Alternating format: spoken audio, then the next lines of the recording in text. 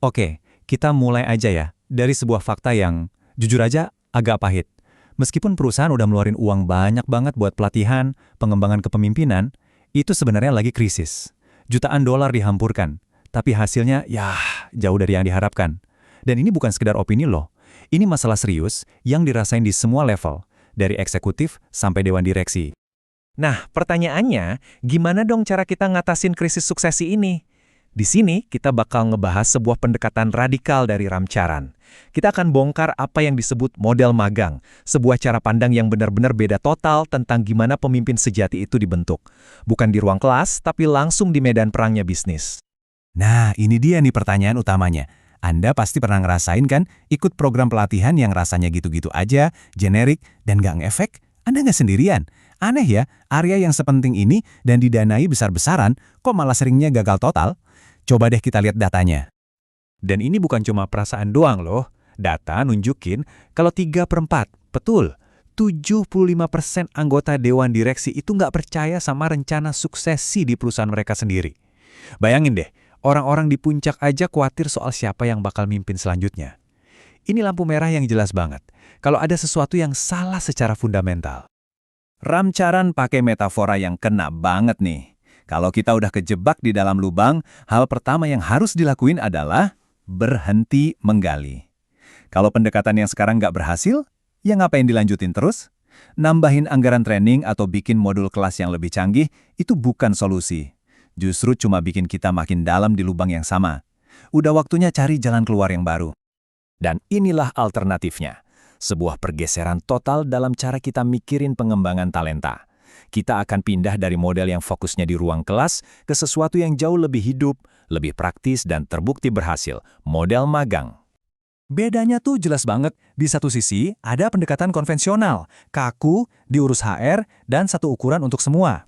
Di sisi lain, ada model magang, dinamis, digerakkan langsung sama pemimpin bisnis, dan dirancang khusus buat tiap individu. Ini bukan cuma soal taktik, tapi soal filosofi.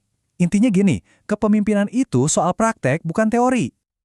Oke, teori sih teori ya, tapi cara terbaik buat ngertiin model baru ini adalah lewat cerita nyata yang inspiratif.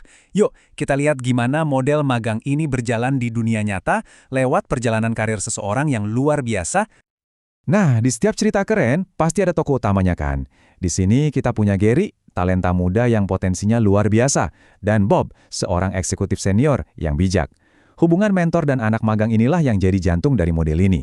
Di sini, ngembangin talenta itu bukan lagi cuma tugasnya HR, tapi jadi misi pribadi seorang pemimpin. Coba deh perhatiin jalur karirnya Gary. Ini tuh bukan kayak tangga karir biasa yang lurus ke atas. Setiap langkahnya dirancang sengaja buat ngasih dia tantangan yang jauh lebih kompleks. Dari berhasil ke Jepang, dari cuma ngurus penjualan jadi pegang untung rugi, sampai mimpin turnaround.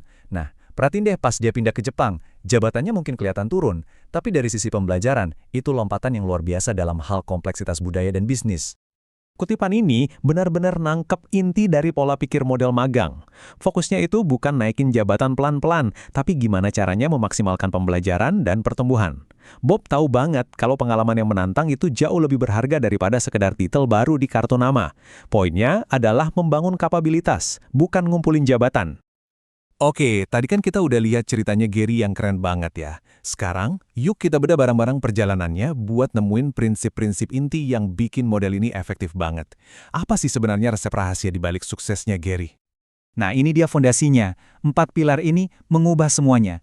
Ini bukan soal program training biasa, tapi soal ngebangun budaya. Ini tentang gimana kita bisa identifikasi bakat dengan tepat, ngasih tantangan yang pas, mastiin ada bimbingan personal dari atasan, dan yang paling penting, sadar kalau kepemimpinan itu ditempa lewat praktik, bukan cuma teori. Jadi, pilar pertama kan soal ngenalin bakat. Tapi bakat yang kayak gimana sih? Inilah yang disebut naluri CEO. Ini bukan soal skill teknis, tapi soal intuisi bisnis yang tajam. Kemampuan buat ngelihat gambaran besar sebuah bisnis dan bisa ngejelasinnya dengan simple, sesimpel bahasa pedagang kaki lima. Nah, bakat bawaan inilah yang dicari mentor hebat kayak Bob. Kalau naluri CEO itu ibarat bakat mentahnya, nah praktik terdeliberasi inilah mesin pengasahnya. Ini bukan sekedar kerja keras biasa ya. Ini adalah siklus, latihan yang disengaja, dapat feedback langsung, terus langsung lakuin perbaikan. Mirip kayak cara atlet elit atau musisi hebat berlatih. Ternyata pemimpin hebat juga dibentuk dengan cara yang sama. Praktek ini nantinya akan mengarah ke apa yang disebut pembelajaran konsentris. Bayangin deh kayak batu yang dilempar ke air, kan ada riaknya yang makin gede. Anda mulai dengan menguasai satu skill inti. Terus, Anda pakai skill itu di konteks yang lebih besar dan rumit, kayak waktu Gary pindah dari jualan ke ngurus PNL di Brazil. Akhirnya, Anda berinovasi di lingkungan yang sama sekali baru, kayak waktu Gary harus nyelamatin bisnis di Jepang. Skill dasarnya sama, tapi lingkup dan kompleksitasnya terus meluas. Biar lebih kebayang, kita lihat contohnya Jack Welch di GE. Dia itu contoh paling pas deh soal praktek terdeliberasi. Setiap rapat, setiap review bisnis, setiap ngobrol sama timnya, itu semua jadi ajang latihan buat dia ngasah kemampuannya menilai orang dan bisnis. Ini bukan sesuatu yang dia lakuin sesekali, tapi udah jadi bagian dari DNA-nya sebagai pemimpin yang diasah terus selama puluhan tahun.